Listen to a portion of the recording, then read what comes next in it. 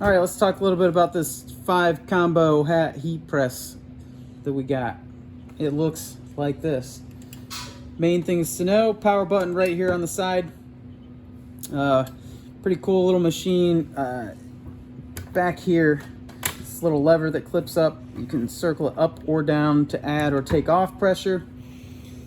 Here on your LED screen, you got a couple different things. One, when you push the set button, allows you to change the temp with the arrows.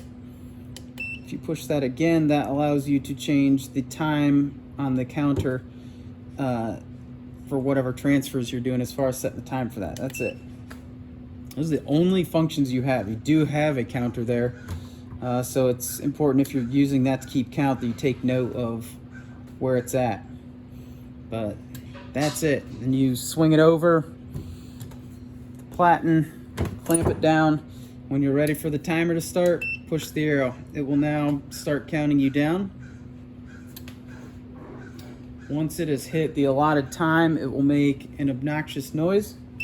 At that point in time, push the arrow, pull it back up, and that's the way it keeps your count, is by using those arrows and going through the timer. If you don't use the arrows and don't use the timer, it won't keep an accurate count. You can use this without the counter and the timer going, so something to be aware of. But that's it. That's all the functions to it.